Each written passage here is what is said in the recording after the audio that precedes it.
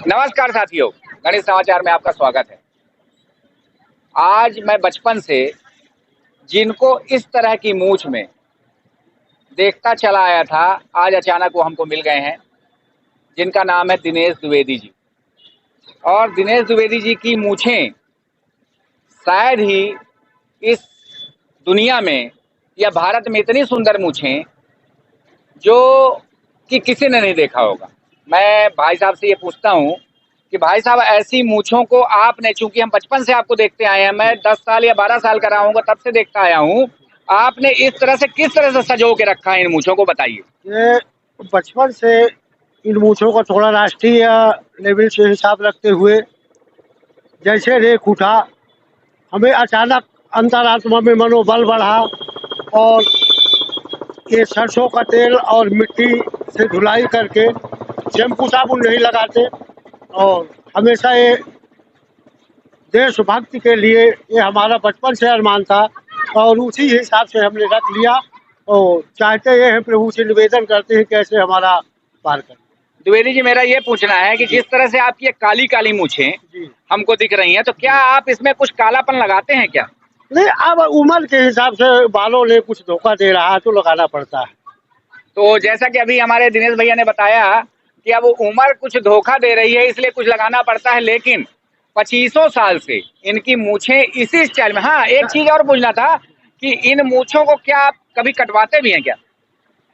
कटाते नहीं श्रीमान, लेकिन इनमें क्या है ना कि सेटिंग करना पड़ता है, बाल में कनखे फूट जाते हैं या डस्ट वस्ट के वजह से, इसलिए कि अब हम लोग मजदूरी करने निकलते हैं, कहीं डस्ट बढ़ गया, कहीं पत्थर गिर गया, कहीं मिट्टी हो गई, इसलिए इनकी जब दाढ़ी हम बनाते हैं तो इनकी कटिंग और सेटिंग दोनों करना पड़ता है अपने से। तो जैसा कि अभी हम देख रहे हैं कि अब आजकल क्लीन शेव का जमाना है, लोग मूछ नहीं रख रहे हैं। जी जी जिंदा इनके बाप हैं, फिर भी मूछें इनकी साफ हैं। साफ। उनके लिए आप क्या कहना चाहते हैं? तो मैं तो यही कहना चाहता हूँ कि हर लोग जब नकल ही करते हैं तो थोड़ा बहुत इसका भी नकल करें।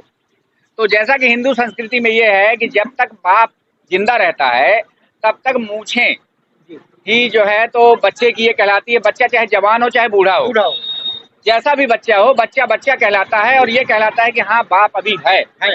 लेकिन आज के जमाने में बहुत सारे लोग मूछों को मुड़वा देते हैं और अपने आप को स्मार्ट समझते हैं। लेकिन दिनेश द्विवेदी जी से ये हमको सीखना चाहिए। हालांकि हमारी भी छोटी छोटी मूछें हैं, लेकिन हैं, हमने क्लीन शेव नहीं किया हुआ है और ना हम कभी करते हैं। दिनेश द्विवेदी जी से हम पूछना चाहते हैं कि आप हिंदू धर्म के जो अनुयायी बनते हैं इन दिनों, जी। और कहते हैं कि हम हिंदू राष्ट्र बनाएंगे, तो क्या उनको क्लीन शेव करना चाहिए?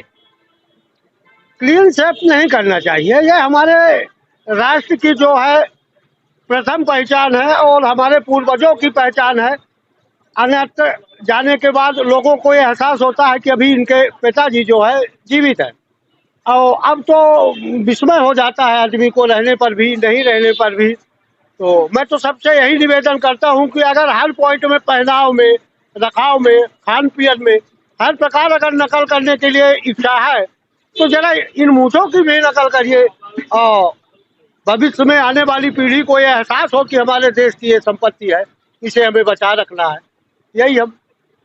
तो जैसा कि द्विवेदी जी बोल रहे हैं कि मूछों की ताकत से ही हिंदुओं का राज होगा, इसलिए जो हिंदू और जो इस तरह के लोग हिंदुओं का नारा देने वाले और कहते हैं कि भारत को हिंदू राष्ट्र बनाना है, वो पहले इस तरह की मूछें कहते हैं ना कि मूछों में ताव, इस तरह के मूछें रख के दिखाएं, उसके बाद इस तरह की बात करें कि हम हिंदू राष्ट्र बनाएंगे। जबकि भारत के संविधान में सर्वधर्म की बात है और सर्वधर्म की इज्जत होती है, लेकिन कुछ इस समय बिगड़े हुए लोग कहते हैं कि हम भारत को हिंदू राष्ट्र बनाएंगे, लेकिन उसमें से 80% लोग ऐसे हैं जिनकी मूछें नहीं हैं। आने की बात करने वाले लोग जितने भर हिंदू राष्ट्र की बात करते हैं, यदि हिंदू संस्कृति की बात करें तो जब तक उनके पिता जिंदा रहते हैं उनको मूछें अपनी नहीं मुड़वाना चाहिए। इस पर भैया से बात करते हैं। भैया, आप बताइए।